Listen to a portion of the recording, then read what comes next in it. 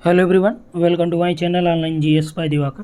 तो यहाँ पे देखिए हम लोग विश्व परिवहन को देख रहे थे और ये आपका एनसीईआरटी में मानव भूगोल का मूल जो सिद्धांत है वहाँ से लिया गया है।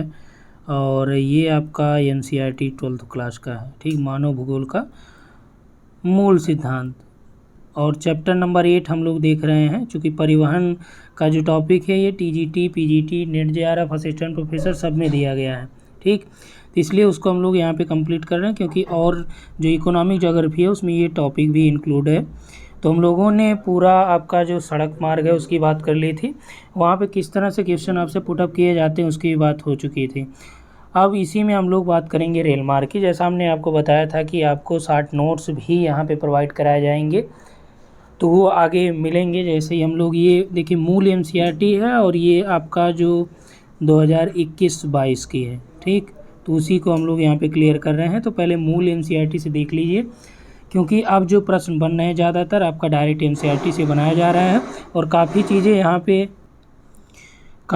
यहाँ पे जो आप लोग छोड़ देते हैं या जो हम लोग छोड़ देते हैं उससे उसी से प्रश्न बनाए जा रहे हैं। आप जो नए प्रश्न बन रहे हैं वहीं से बन रहे हैं, क्योंकि मैक्सिमम जो इम्पोर्टेंट टॉपिक है उसको हम लोग क्या करते हैं कि उसको क्लियर कर लेते हैं।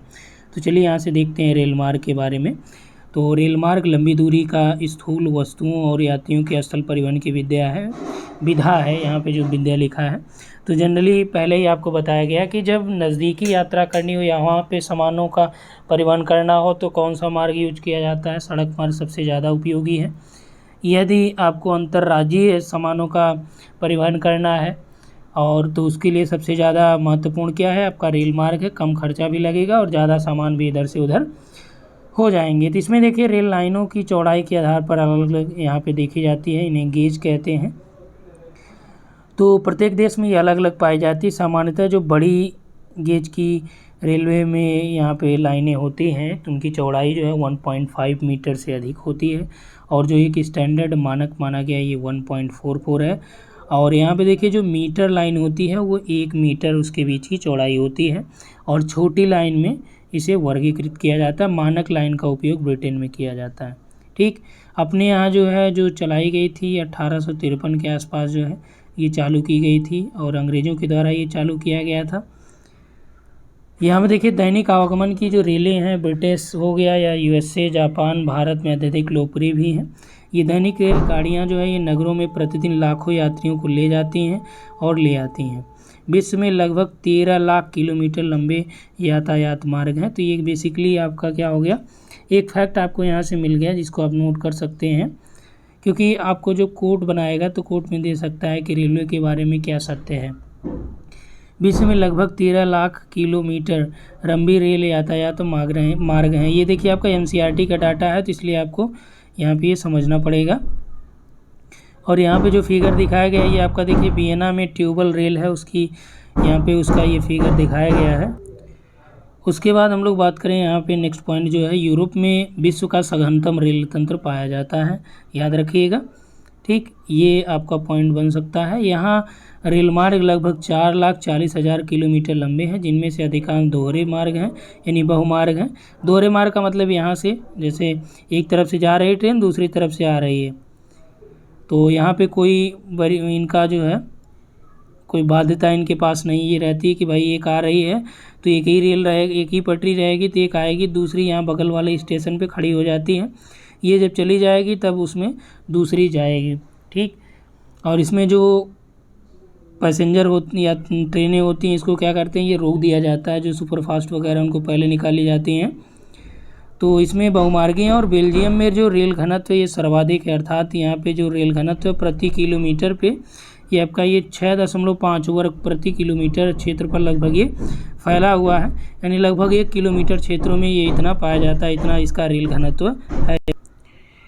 तो यहाँ पे जो यूरोप में लगभग आपका जो है रेल घनत्व कितना है, बेल्जियम में देखिए दिया गया है कि 6.5 वर्ग किलोमीटर क्षेत्र लगभग 1 किलोमीटर में पाया जाता है। ये औद्योगिक प्रदेश विश्व के कुछ सर्वाधिक घनत्व का प्रदर्शन करते हैं, यानी जो औद्योगिक क्षेत्र हैं यानी इंडस्ट्रियल एरियाज़ हैं, इंडस्ट्रियल रीजन है, वहाँ पे रेल का घनत्व सर्वाधिक देखा जाता है।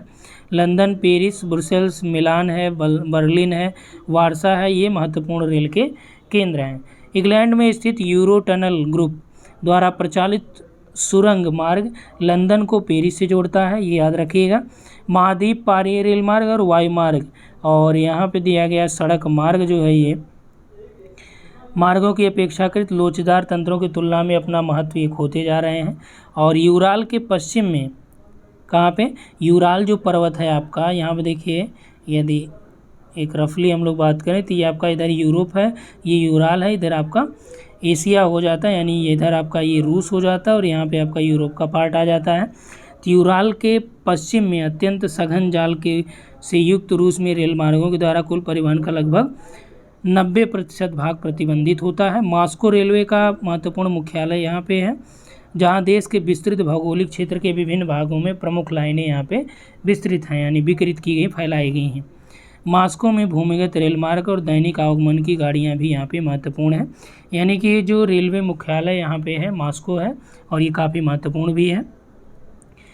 उसके बाद यहाँ पे दिया है कि उत्तरी अमेरिका में सर्वाधिक विस्तृत रेल मार्ग तंत्र है, ये भी याद रखिएगा। यूरोप को आपने देखा, फिर उत्तरी अमेरिका में सर्वाधिक विस्तृत है, जो विश्व के कुल रेल मार्ग का लगभग 40% पर हिस्सा जो है इसी के पास है।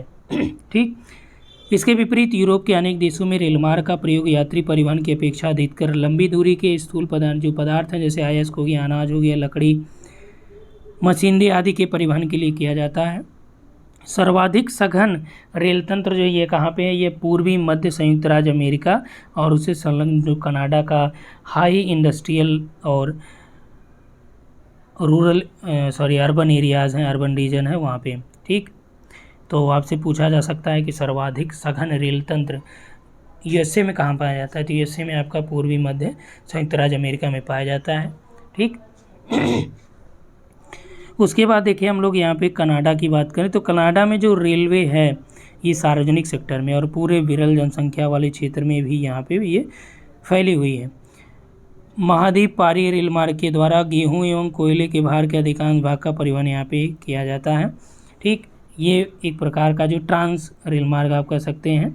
ठीक, ट्रांस कॉन्टिनेंटल रेलवे। ऑस्ट्रेलिया में लगभग 40,000 किलोमीटर के लंबे रेल मार्ग यहाँ पे हैं और 25% अकेले न्यू साउथ वेल्स में पाया जाता है ऑस्ट्रेलिया का। पश्चिम पूर्वी ऑस्ट्रेलिया रेल मार्ग आपका यहाँ पे पर्थ से लेके सिडनी तक एक छोर से दूसरे छोर तक यहाँ पे जाती हैं। न्यूजीलैंड में रेल मार्ग मुख्यतः उत्तरी द्वीप में पाए जाते हैं, जो कृषि क्षेत्रों को अपनी सेवाएं प्रदान करते हैं। किसको करते हैं ये?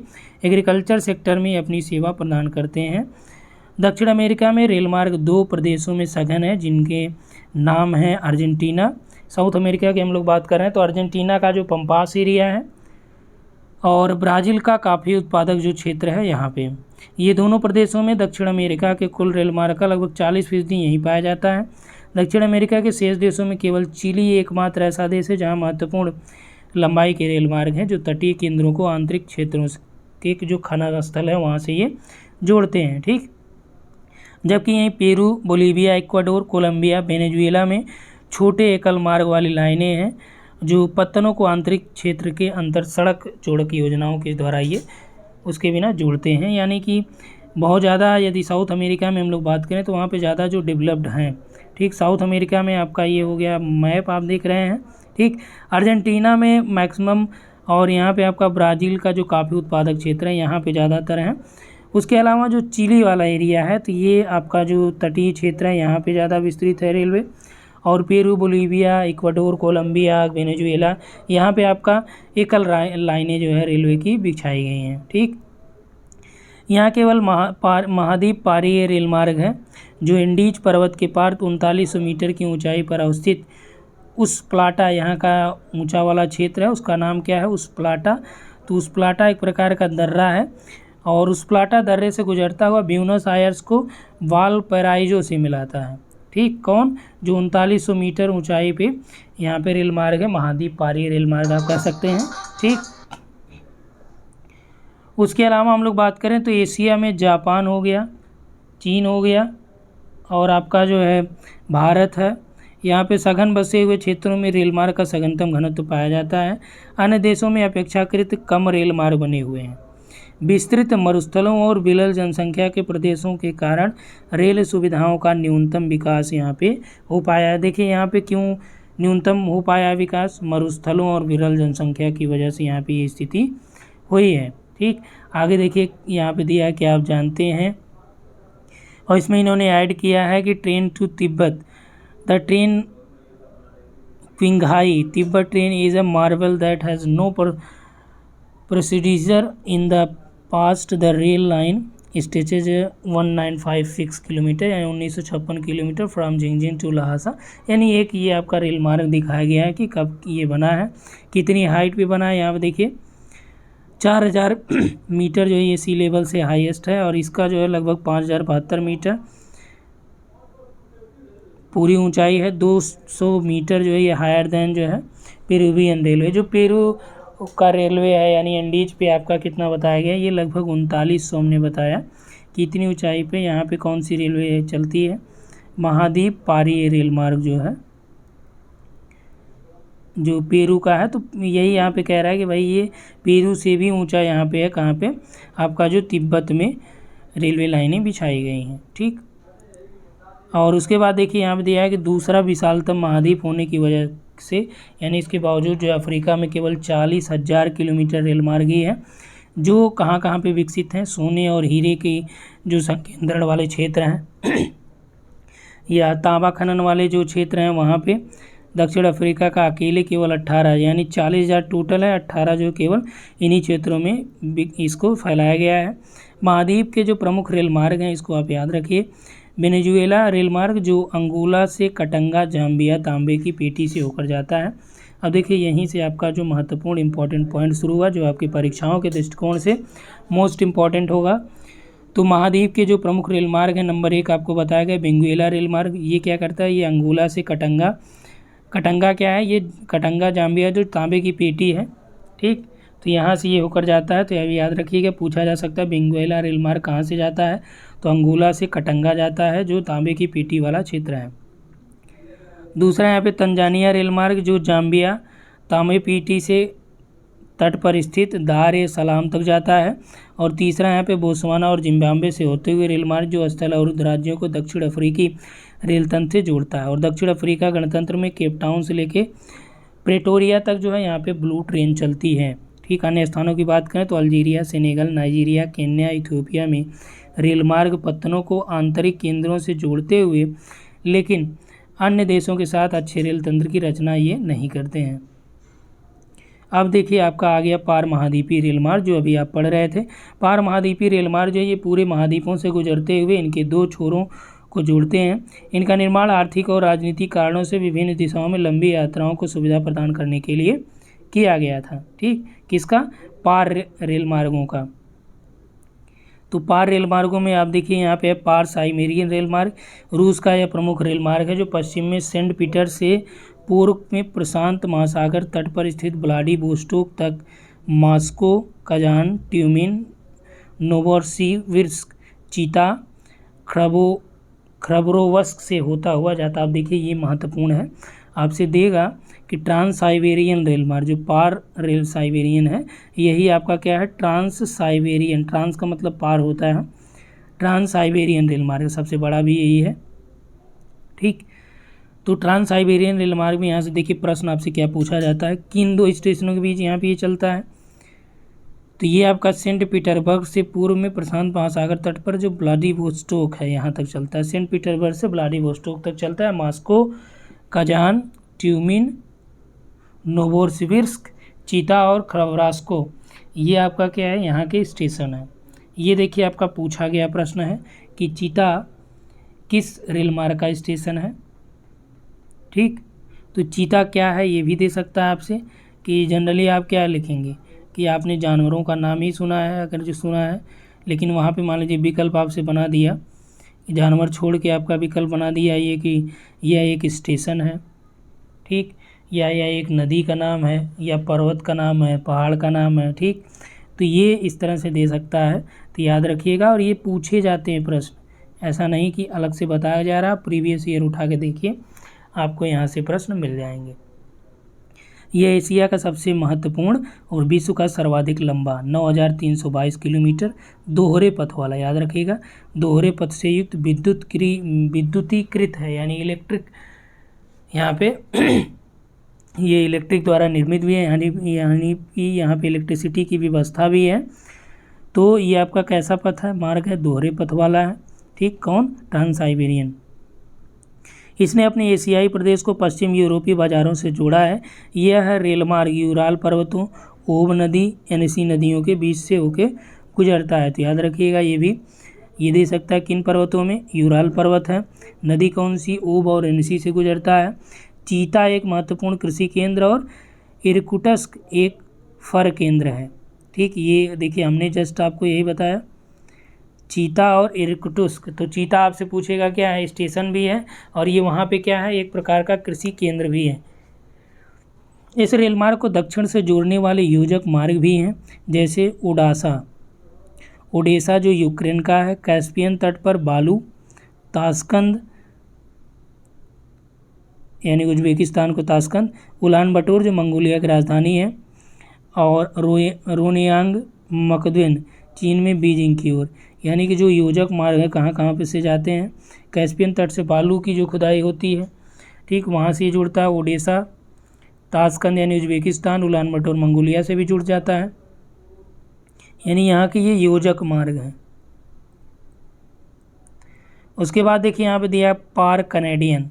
तो पार कनेडियन रेल मार्ग जो है ये 7050 किलोमीटर लंबी रेल लाइन है, जो पूर्व में हैलिफैक्स से आरंभ होकर मॉन्ट्रियल, ओटावा, विनिपेग और कहाँ कहाँ पे, कलगौरी से होते हुए, यहाँ पे देखिए विनिपेग, उसके बाद है कलगौरी से होते हुए पश्चिम में प्रशांत महासागर के तट पर स्थित जो वैंकूवर है वहाँ तक जाती है। तो याद रखिएगा पार कनेडियन आपका कहाँ कहाँ से जाती है। पार कनेडियन जो है ये, इसको यहाँ पे देखिए जूम आउट कर दे रहे हैं, तो यहाँ से आपका ये क्लियर हो जाएगा। पार कनेडियन आपका कहाँ से, पूर्व में हैलिफैक्स से होकर स्टेशन कौन से आपका पड़ना है, मॉन्ट्रियल है, ओटावा है, विनिपेग है और कलगैरी है। ठीक, यहाँ से होते हुए वैंकूवर तक जाती है। यानी हैलिफैक्स से पश्चिमी तट में वैंकूवर तक जाती है। आगे अभी फिगर इसका दिखा दिया जाएगा। इसका निर्माण 1886 में मूल रूप से एक संधि के अंतर्गत किया गया था। ये पश्चिमी तट पर स्थित कोलंबिया को राज्यों के संघ में सम्मिलित करने के उद्देश्य से किया गया था। बाद में वर्षों में क्यूबेक, मॉन्ट्रियल औद्योगिक प्रदेश को प्रेयरी प्रदेश की गेहूं मेखला और उत्तर में शंकुधारी वनों से जोड़ने के कारण इस रेल मार्ग का महत्वपूर्ण योगदान बढ़ गया था। यानी इनका जो महत्व था वो बढ़ गया था। अब देखिए यहाँ पे जो आपका पार कनेडियन रेल मार्ग बनाया गया, पहले तो इसका निर्माण 1886 में किया गया, लंबाई 7050 है। ठीक, और एक संधि के तहत की गई कि जो ब्रिटिश कोलंबिया है इसको राज्यों के संघ को से जोड़ दिया जाए। हालांकि बाद में यहाँ पे इंडस्ट्रियल एरिया हो गया क्यूबेक, मॉन्ट्रियल, और साथ ही साथ यहाँ पे जो प्रेयरी क्षेत्र है वहाँ से गेहूं की मेखला, और जो उत्तर में इसके शंकुधारी वन है वहाँ से क्या वनों की लकड़ियाँ लाने की वजह से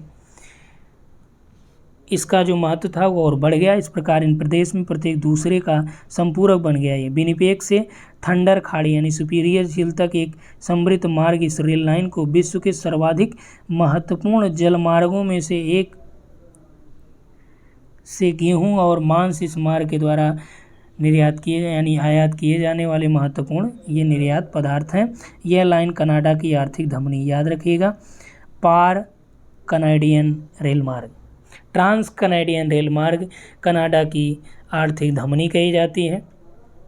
क्यों कही जाती है? क्योंकि प्रेयरी प्रदेश से जो गेहूं लाया जाता है या जो कोणधारी या शंकुधारी वनों से लकड़ियां लाई जाती हैं, साथ ही विनिपेग से थंडर तक जो एक रेल मार्ग यहाँ से गया है, यह प्रमुख एक प्रकार से आपका जलमार्गों में से एक है जो बहुत महत्वपूर्ण जलमार्ग है यहाँ से विनिपेग से थंडर खाड़ी का।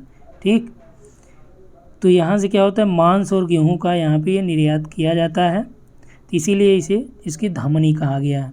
उसके बाद संघ और प्रशांत रेल मार्ग, ठीक, सेंट्रल और पैसिफिक रेल मार्ग, यह रेल लाइन अटलांटिक तट पर स्थित न्यूयॉर्क को क्लीवलैंड, शिकागो, अमोहा, इवांस, आगडन और सैक्रामेंटो से होते हुए प्रशांत महासागर तट पर स्थित सैन फ्रांसिस्को से मिलाती है।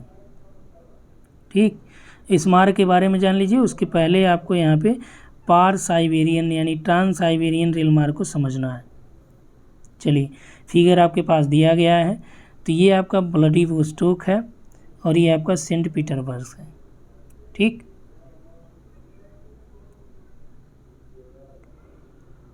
मॉस्को पड़ा, यहाँ पे कजान पड़ा, येंकेटोनिनबर्ग पड़ा, ट्यूमिन है, ओमस्क है, ओमस्क देखिए पूछा गया है, क्रासिनोयार्स्क है, नोविसिबिर्स्क है, ये भी पूछा गया है, अंगार्स्का है, ये नहीं पूछा गया, चीता भी पूछा गया है। ठीक, खबरोवस्क और व्लादिवोस्तोक, ये टोटल आपका दिया गया है क्या, ट्रांस साइबेरियन रेल मार्ग की लंबाई, उसमें स्थित स्टेशनों के नाम, कहाँ से कहाँ चलती है, व्लादिवोस्तोक से आपका सेंट पीटर्सबर्ग। ठीक, उसके बाद हम लोग बात करें तो इसमें आपका जो दिया गया है ट्रांस कनेडियन रेल मार्ग। तो ट्रांस कनेडियन जो रेल मार्ग है ये आपका यहाँ पे दिया गया है। ट्रांस कनेडियन देखिए, ये कौन सी खाड़ी है, हडसन की खाड़ी है जो कनाडा के ऊपर यहाँ पे देखिए, और ये आपका यहाँ पे दिया गया है, ये देखिए वैंकूवर है, विक्टोरिया यहाँ पे द्वीप भी है। ठीक, विक्टोरिया द्वीप आपका न्यूजीलैंड के पास भी है। तो वैंकूवर, और यहाँ पे देखिए आपका हैलिफैक्स है, सिडनी से होते हुए यहाँ पे आपका हैलिफैक्स में आ गया है। ये क्यूबेक यहाँ पे पड़ता है, मॉन्ट्रियल भी इसी पे स्टेशन है, ओटावा है, कैडबरी है, विनिपेग है, रेगिना है, कैलगरी है, कैम्पलूप्स। अब देखिए कैडबरी की खाने, ये सब यहाँ की प्रसिद्ध खाने हैं। ठीक, तो इसीलिए इसे क्या कहा गया है, पार कनेडियन ट्रांस कनेडियन रेल मार्ग को क्या कहा गया है कि कनाडा की आर्थिक धमनी। ठीक, आर्थिक धमनी यानी कि इसकी महत्वपूर्ण, ये एक प्रकार से नसें कही जा सकती हैं जो आर्थिक रूप से इसको लाभ पहुंचाती हैं। ठीक, तो सर्वाधिक मूल्यवान वस्तुओं का निर्यात, अयस्क, अनाज और कागज इत्यादि जो है, अभी आपने क्या देखा, संघ और प्रशांत तट रेल मार्ग। इसके बाद ऑस्ट्रेलियाई पार महाद्वीपीय रेल मार्ग। तो यह रेल लाइन जो है ये पश्चिमी तट पर स्थित पर्थ से आरंभ होकर कलगुरली, ब्रोकन हिल्स और पोर्ट अगस्ता से होते हुए पूर्वी तट पर स्थित सिडनी को मिलाते हुए महाद्वीप के दक्षिण भाग से आर पार पश्चिम से पूर्व की ओर निकल जाती है। अब देखिए यहाँ पे यदि आप मैप बनाएंगे ऑस्ट्रेलिया का, तो यहाँ पे ये देखिए आपका कालगुरली, कुलगार्डी यहाँ पे खाने हैं, सिडनी ये आपका यहाँ से लाइन मिलाई जाती है। ठीक, पूर्व से पश्चिम ये दक्षिण में है। तो एक अन्य उत्तर दक्षिण लाइन है एडिलेड और एलिस स्प्रिंग को जोड़ते हुए, जो आगे डार्विन बिरदुम लाइन से इसे जोड़ा जाता है। ठीक, आगे दिया गया ओरिएंट एक्सप्रेस। तो ओरिएंट एक्सप्रेस यह लाइन पेरिस से स्ट्रेसबर्ग, म्यूनिख, वियना, बुडापेस्ट और बेलग्रेड होती हुई इस्तांबुल चली जाती है। याद रखिएगा ओरिएंट एक्सप्रेस। यह एक्सप्रेस लाइन के द्वारा लंदन से इस्तांबुल तक लगने वाला यात्रा समय जो है ये समुद्री मार्ग से चलने वाले 10 दिनों की तुलना में मात्र 96 आवर यानी 96 घंटे रह गया है।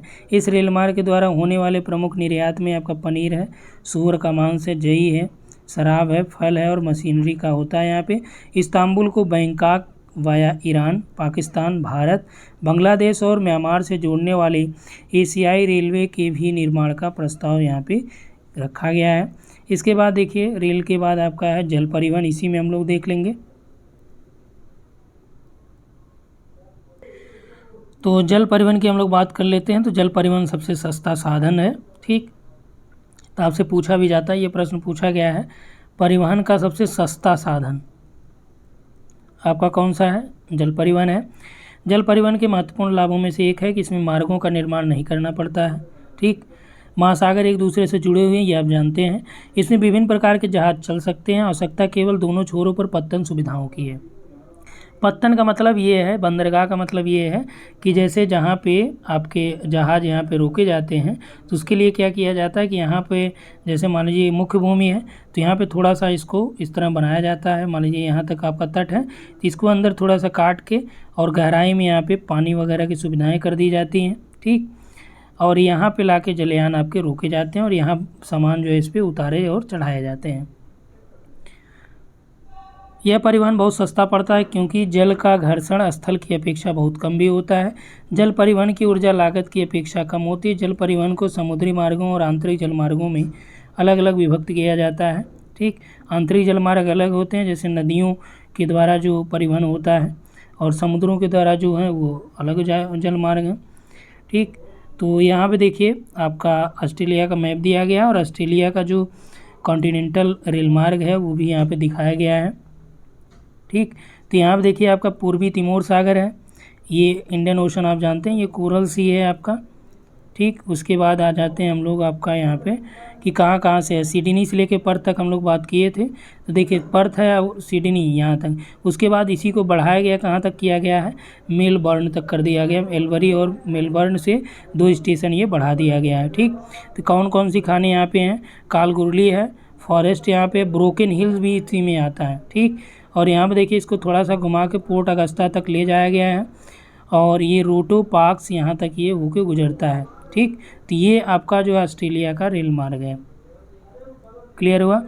उसके बाद देखिए समुद्री मार्गों की हम लोग बात करें, यहाँ से देखिए फिगर में जो दिखाया गया ये आपका एफिल टावर से साइने नदी का दृश्य दिखाया गया है। तो इसमें देखिए दिखाया गया है कि किस प्रकार नदी एक महत्वपूर्ण आंतरिक जलमार्ग बन गई है। तो ये देखिए आपका जैसे गंगा नदी में मान लीजिए कि आपका पटना से लेके जो आपका कलकत्ता तक यहाँ पे जलयान चलते हैं। हालांकि हल्दिया यहाँ इलाहाबाद से हल्दिया का मार्ग ये खोला गया है, लेकिन यहाँ पे आपकी अभी परिवहन सुविधाएं उतनी विकसित नहीं की गई हैं।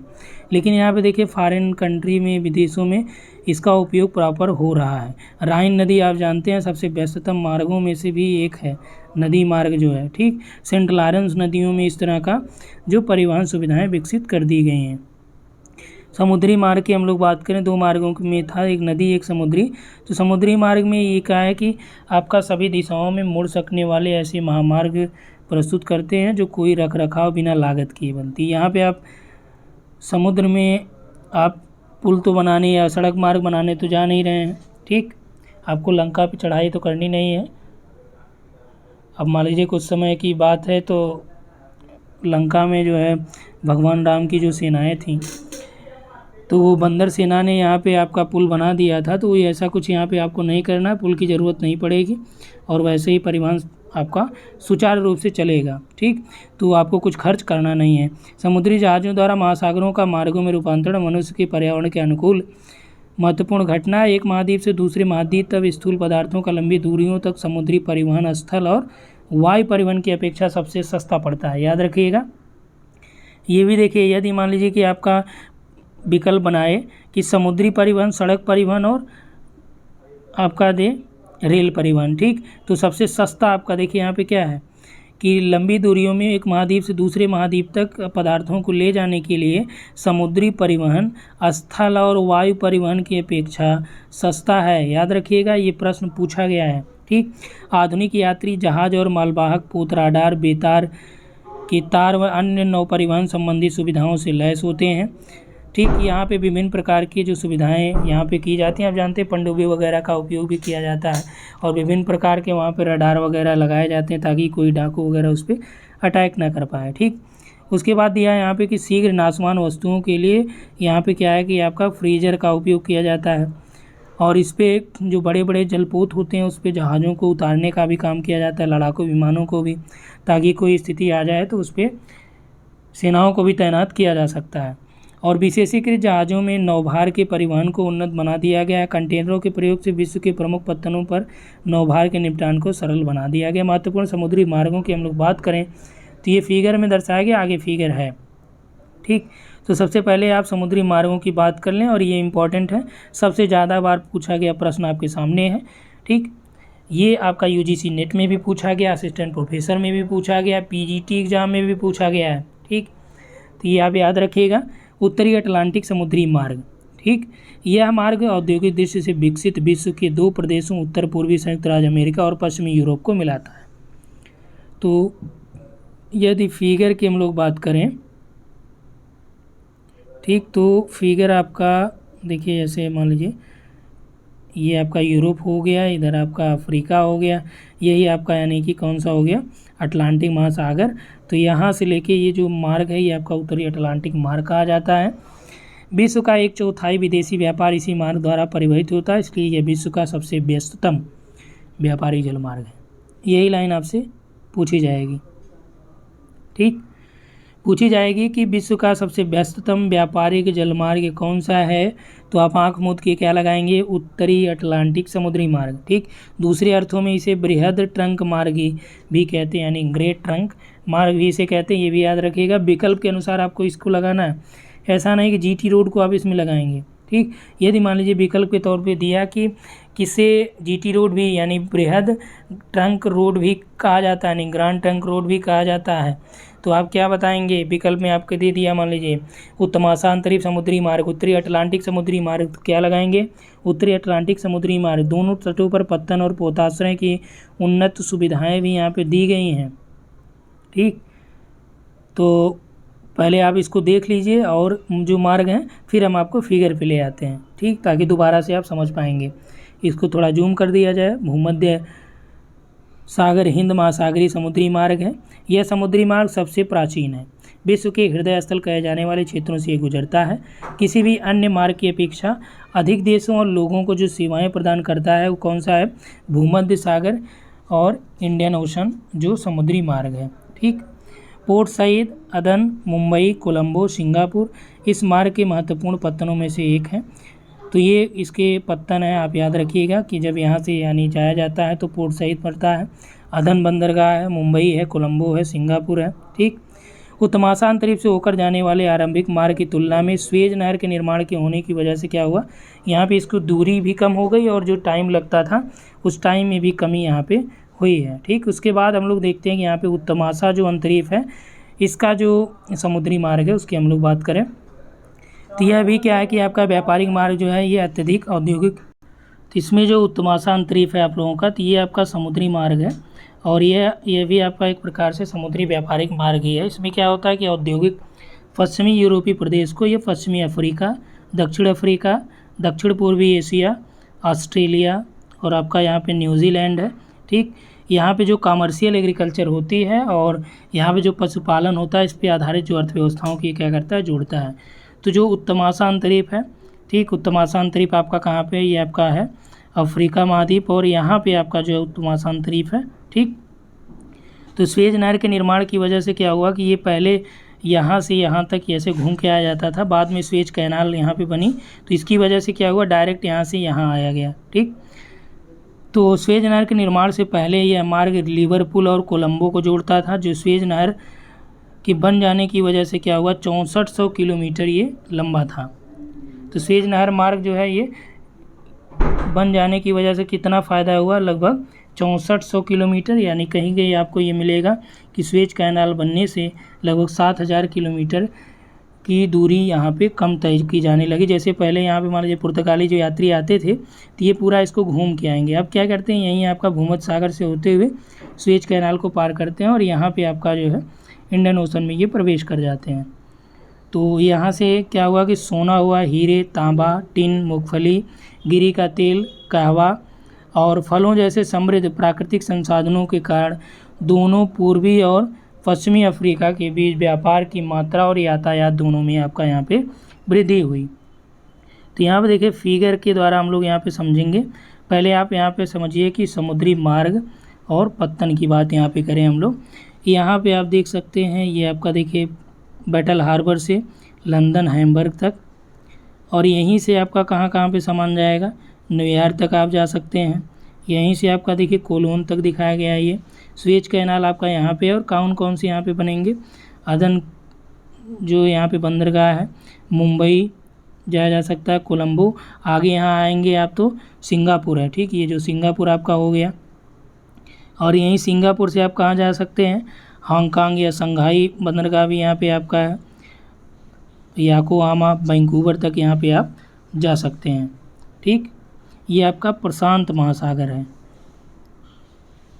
ये आपका पैसिफिक ओशन हो गया, ये आपका अटलांटिक ओशन हो गया। ठीक, तो अटलांटिक में जो आपका उत्तरी अटलांटिक मार्ग है यही है और यहाँ पे आपका जो दिखाया गया है ये आपका केप टाउन है, यहीं पे आपका उत्तमाशा अंतरीप है और यहाँ से लोग जो आते थे पहले यहाँ से होते हुए फिर यहाँ जाते थे। अब देखिए आपको डरबन आना हुआ तो यहाँ से होके आप जाएंगे। मोम्बासा यहाँ पे आपका एक बंदरगाह हो गया और ये देखिए आपका न्यूजीलैंड में ऑकलैंड जो है ये भी एक बंदरगाह है यहाँ पे और ऑस्ट्रेलिया में देखिए फ्रीमेंटल है, मेलबर्न है, सिडनी है, जहाँ पे ये इसके पत्तन हैं। और यहाँ पे देखिए हवाई द्वीप का जो होनोलुलु है, होनोलुलु भी यहाँ से प्रमुख है। ये यहाँ से आपका जो शंघाई जाना हुआ, सिंगापुर, सिडनी, ऑकलैंड, ठीक, डायरेक्ट फिर आप ये कहाँ से जोड़ देता है आपका कोलन, पनामा यहाँ पे नहर है, ठीक, जो आपका यहाँ पे पैसिफिक ओशन को और अटलांटिक ओशन को आपस में जोड़ती है। ये समुद्री मार्ग हो गए, पत्तन हो गया। जो डॉट डॉट दिखाया गया क्या है, समुद्री मार्ग है, कहाँ से आप कहाँ जा सकते हैं, ठीक। और जो आपका पॉइंट में दिखाया गया ये क्या है आपका, ये पत्तन को दिखाया गया है। तो यहाँ देखिए कोलंबो से आप कोलकाता आ सकते हैं। उसके बाद जो प्रशांत महासागर में देखिए आपका दक्षिण में जो है दक्षिणी अटलांटिक समुद्री मार्ग है, ऊपर आपको दिखाया गया है। दक्षिणी अटलांटिक जो समुद्री मार्ग है, तो ये अटलांटिक महासागर के पार यह एक अन्य महत्वपूर्ण समुद्री मार्ग है जो पश्चिमी यूरोपीय और पश्चिमी अफ्रीका देशों को दक्षिण अमेरिका में ब्राज़ील, अर्जेंटीना, उरुग्वे से ये मिलाता है। इस मार्ग पर यातायात उत्तरी अटलांटिक मार्ग की तुलना में दक्षिणी अमेरिका और अफ्रीका के सीमित विकास और कम जनसंख्या के कारण यहाँ पे इसका विकास बहुत कम हुआ है। केवल दक्षिण पूर्वीय ब्राज़ील प्लाटा जो क्षेत्र है वहाँ उसके ज्वारनदमुख और दक्षिण अफ्रीका के कुछ भागों में बड़े पैमानों पर इसका औद्योगिकरण यहाँ पे हुआ है। रियो डी जनेरियो और केप टाउन के बीच का जो मार्ग है यातायात यहाँ पे बहुत कम है, क्योंकि दोनों दक्षिण अमेरिका और अफ्रीका में एक जैसे उत्पाद और संसाधन यहाँ पे हैं। तो दक्षिणी जो अटलांटिक मार्ग है इसको भी आप यहाँ से देख लीजिए, ठीक। तो ये आपका जो है अटलांटिक महासागर है, ठीक। तो यहाँ पे आपका वही चीज़ें हम लोग देख रहे हैं कि ये जो मार्ग बनाए गए हैं ये दक्षिणी अटलांटिक मार्गों के अंतर्गत शामिल किए जाएंगे। उसके बाद आपका यहाँ पे है उत्तरी प्रशांत समुद्री मार्ग। तो उत्तरी प्रशांत ये विस्तृत उत्तरी प्रशांत महासागर में आर पार व्यापार अनेक मार्गों द्वारा संचालित होता है जो होनोलुलु में मिलते हैं। अभी आपको दिखाया गया कि होनोलुलु से आप कई जगह यहाँ पे आ जा सकते हैं। बृहत वृत्त पर स्थित सीधा मार्ग वैंकूवर और याकोहामा को जोड़ता है और यात्रा की दूरी को कम करके कितना दूरी कम करता है, 2480 किलोमीटर कम कर देता है ये, यानी कम करके आधा कर देता है। कहाँ की यात्रा, वैंकूवर से याकोहामा। यह समुद्री मार्ग उत्तरी अमेरिका के पश्चिमी तट पर स्थित पत्तनों को एशिया के पत्तनों से जोड़ता है। ये कौन कौन से पत्तन है, वैंकूवर हो गया, सिएटल है, पोर्टलैंड है, सैन फ्रांसिस्को है और Yokohama, Kobe, Shanghai, Hong Kong, Manila, Singapore. ये किधर है, ये एशिया की ओर है। तो यहाँ पे आप देखिए ये जो आपका सिंगापुर हो गया, शंघाई है, हांगकांग है, याकोहामा है, पर्थ हो गया यानी सिडनी हो गया, मेलबर्न है और सब कहाँ पे आपका ये होनोलुलु और वैंकूवर। देखिए प्रशांत महासागरीय समुद्री मार्गों की हम लोग बात कर रहे हैं। होनोलुलु से आप सैन फ्रांसिस्को और यहाँ से आपका कोलन आप जा सकते हैं, ठीक। उसके बाद जो नेक्स्ट यहाँ पे दिया गया आपका कि दक्षिणी प्रशांत, उत्तरी प्रशांत हो गया, अब दक्षिणी प्रशांत। तो यह समुद्री मार्ग पश्चिमी यूरोप और उत्तरी अमेरिका को ऑस्ट्रेलिया, न्यूजीलैंड, पनामा नहर से होते हुए प्रशांत महासागर में प्रकीर्णित द्वीपों से मिलाता है, अलग अलग द्वीपों तक ये ले जाता है। इस मार्ग का उपयोग हांगकांग, फिलीपींस, इंडोनेशिया तक पहुंचने के लिए किया जाता है। पनामा और सिडनी के बीच तय की गई दूरी 12,000 किलोमीटर है। होनोलुलु इस मार्ग का महत्वपूर्ण पत्तन है। तो ये दे देगा कि होनोलुलु किस मार्ग का महत्वपूर्ण पत्तन है, तो दक्षिणी प्रशांत समुद्री मार्ग का ये महत्वपूर्ण पत्तन है, ठीक। उसके बाद देखिए तटीय जो नौ परिवहन है ये बहुत ही सस्ता साधन भी होता है जल परिवहन। तो जबकि समुद्री मार्ग विभिन्न देशों को जोड़ने का काम करता है। जो तटवर्ती नौ परिवहन है, लंबी तटरेखा वाले जो देश हैं इनके लिए एक सुगम विधि है। जैसे आपका संयुक्त राज्य अमेरिका, चीन हो गया, भारत हो गया, यूरोप में सेनेगन जो देश हैं, इसके जो तटीय परिवहन होते हैं उसकी दृष्टि से काफ़ी उपयुक्त है। जो एक सदस्य देश के तट को दूसरे सदस्य देशों से ये क्या करता है, इसको मिलाता है, ठीक। यदि तटवर्ती नौवहन की हम लोग बात करें, नौ परिवहन का भली प्रकार से विकास किया जाए तो जो स्थल मार्ग हैं उस पर होने वाले यातायातों की जो भीड़ है वो कम हो जाए, क्योंकि सामान आप इसी से ले जा सकते हैं। इसको पर्यटकों के रूप में भी डेवलप कर सकते हैं, ठीक। नौ परिवहन जो नहरें हैं उसकी हम लोग बात करें तो स्वेज नहर और पनामा नहर ये महत्वपूर्ण नहर हैं जो मानव के द्वारा निर्मित हैं, ठीक। और ये जलमार्ग भी हैं जो पूर्वी और पश्चिमी विश्व को, यानी पूर्वी विश्व को और पश्चिमी विश्व को दोनों के लिए ये प्रवेश मार्गों का काम करती हैं। सुएज नहर की बात कर लेते हैं। सुएज नहर का जो निर्माण हुआ, पूछा गया प्रश्न है 1869 में। ठीक। मिस्र में उत्तर में जो पोर्ट सईद और पोर्ट सुएज, ठीक, उत्तर में आपका कौन सा मार्ग है, बंदरगाह है, पोर्ट सईद है। दक्षिण में आपका पोर्ट सुएज है। इन दोनों पत्तनों को मिलाती है और ये भूमध्य सागर को लाल सागर से भी जोड़ने का काम करती है। यह यूरोप को हिंद महासागर में एक नए मार्गों का प्रवेश, यानी एक नया मार्ग भी प्रदान करती है। ठीक। और लिवरपूल और कोलंबो के बीच प्रत्यक्ष समुद्री मार्ग की दूरी को उत्तमासा अंतरिप मार्ग की तुलना में ये घटाता है। उत्तमासा जो अंतरिप हमने बताया कि लगभग 6400 किलोमीटर ये दूरी कम करता है। तो यह जल बंधकों से रहित और समुद्र सतह के बराबर नहर है जो लगभग 160 किलोमीटर लंबी और 11 से लेकर 15 किलोमीटर गहरी है। याद रखिएगा, इसकी लंबाई कितनी है, 160 किलोमीटर, गहराई कितनी है, 11 से लेकर 15 मीटर ये गहरी है। इस नहर में प्रतिदिन 100 जलयानों का आवागमन होता है। उन्हें इस नहर को पार करने में 10 से 12 घंटे लगते हैं। और इस नहर में अलग अलग तरीके की यहाँ पे टेक्नोलॉजी का उपयोग किया गया है। ठीक। इसमें जैसे कि आधे पे मान लीजिए कि यहाँ पे अलग अलग झीलों का निर्माण किया गया है। ये आपका यूपीपीसीएस में झीलों का क्रम पूछा था। ठीक। तो इसमें क्या करते हैं कि यहाँ पे मान लीजिए कि अलग अलग इसको पार्टों में डिवाइड कर दिए हैं।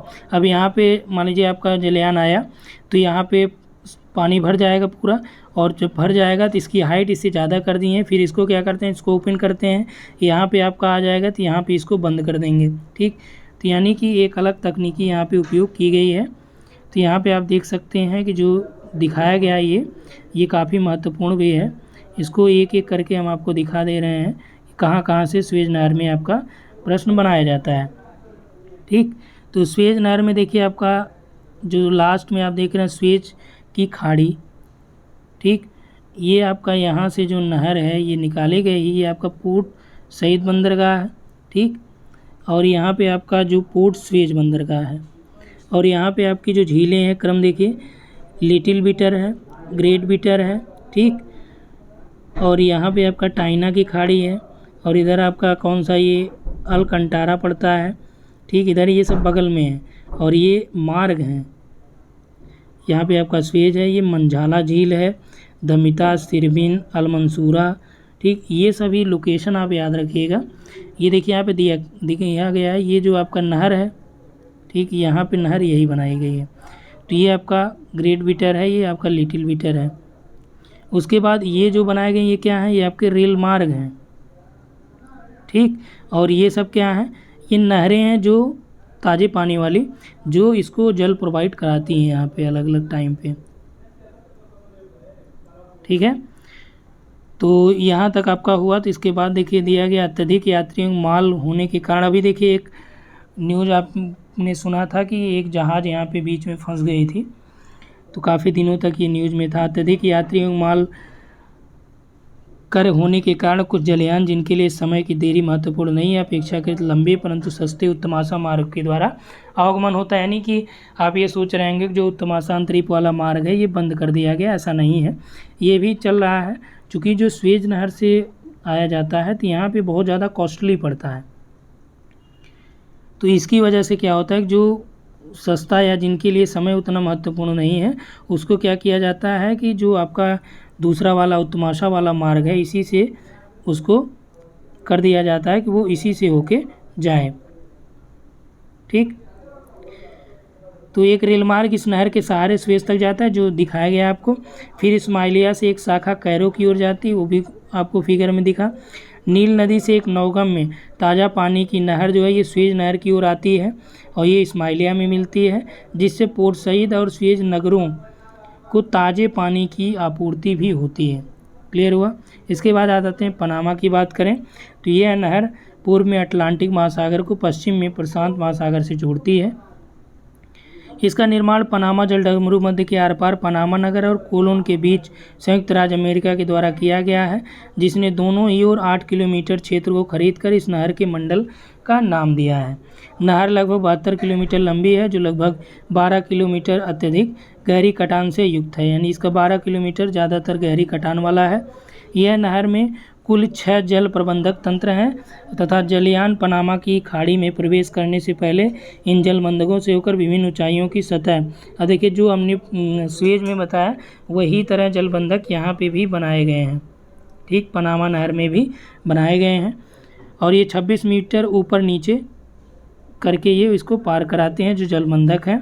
ठीक, तो कहाँ से ये है, ये आपका आर पार बनाई गई कहाँ पे, संयुक्त राज्य अमेरिका के द्वारा।